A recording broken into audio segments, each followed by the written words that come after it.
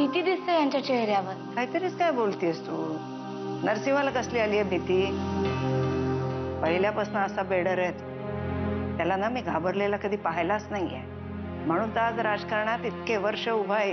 हो आत्याबाई, पण खरंच यांचं वागणं काहीतरी बदललं. पूर्वी कितीही कामात असले ना तरी तरी मला आवर्जून वेळ द्यायचे, माझ्याशी बोलायचे. मी तुला 100 वेळा सांगितलं होतं या सगळ्याची नीट खात्री करून घे. तू म्हणालीस मी माझ्या जबाबदारीवर हे सगळं करते आणि आता तू मला सांगतेस ही कागदपत्र खोटी आहे. तुला कळतंय का तू काय गुन्हा केलायस ते? मला प्रभाताईने तसा सल्ला दिला. वा, ही अशी फसवणूक करणारी तू धन्य, तुला सल्ला देणारी ती प्रभाताई त्याहून धन्य, आणि कुठलीही कायदेशीर कागदपत्र न तपासता मूल तुमच्या ताब्यात देणारी ती संस्था त्याहून धन्य. सॉरी म्हणाले ना मी एकदा, आणखी किती बोलणार? अशा वेळेला काळ हे सगळ्यात मोठं औषध असतं. नरसिंह खूप ताणात आहे सध्या, त्याच्यावर खूप आरोप आहेत. पोलिसांचा ससेमिरा मागे आहे. लोक त्याच्या विरुद्ध आंदोलन करतायत. चिडचिड नाही होणार का त्याची? आणि मग हा राग त्याने आपल्या घरातल्या माणसांवर नाही काढायचा, कुणावर काढायचा बरं? म्हणजे आपल्या युवराजला त्या बाईच्या ताब्यात द्यायचं ठरवलंय तुम्ही? आपण जो नसता शहाणपणा केलाय ना तो आता निस्तारावा लागणार आहे मला. आता लवकरात लवकर दत्तक विधानाचे ओरिजिनल पेपर्स तयार करावे लागणार आहेत मला.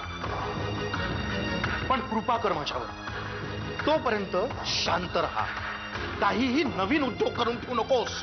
माझ्याकडे काय काम आहे? तुम्ही नरसिंह किल्लेदारांच्या विरुद्ध जे आंदोलन सुरू केलंय त्याला मदत करण्याची विक्रांत साहेबांची इच्छा आहे.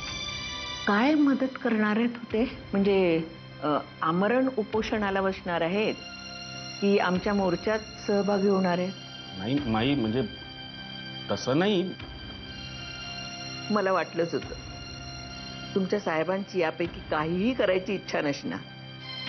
पण त्यांना एक सांगा, आमच्या आंदोलनाला त्यांनी जो पाठिंबा दिलाय ना, हे कळल्यावर खूप बरं वाटलं. पण साहेबांचा तुम्हाला मदत करण्याच्या मागे कुठलाही राजकीय हेतू नाहीये. आणि तुमचा जरी हेतू प्रामाणिक असला तरी तुमचा लढा नरसिंह किल्लेदाराशी आहे.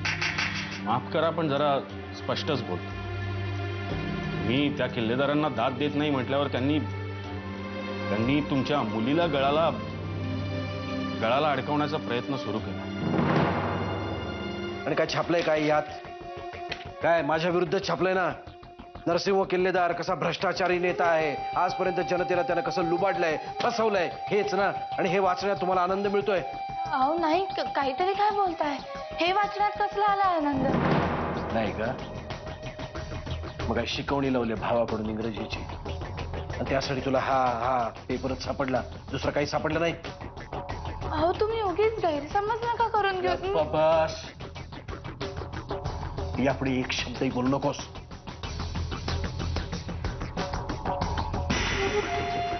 विक्रांत महाडिकांना नेमकं काय हवंय हो? म्हणजे या प्रकरणात त्यांचा एवढा इंटरेस्ट का? नाही नाही नाही, साहेबांचा स्वतःचा याच्यात काहीच इंटरेस्ट नाही. तुम्हाला खोटं वाटेल माही, पण साहेब नेहमीच समाजासाठी कार्य करत असतात. सिंह किल्लेदार ही आपल्या समाजाला लागलेली कीड आहे आणि हाच त्यांचा उपद्रव आम्हाला लोकांसमोर आणायचा. आणि त्यासाठी तुमचं आंदोलन अगदी योग्य आहे असं साहेबांचं म्हणणं. त्यामुळे तुमच्या आंदोलनात जर काही अडथळे येत असतील तर ते दूर करण्यासाठी साहेब नेहमीच तुम्हाला मदत करतात. आणि अहो, प्रत्येक राजकारणी कुठलं तरी कृत्य कुठल्या तरी कारणासाठीच करतो असं नसतं. तुम्ही आमच्या साहेबांना भेटून तर घ्या, तुम्हाला माझं म्हणणं नक्की पटेल.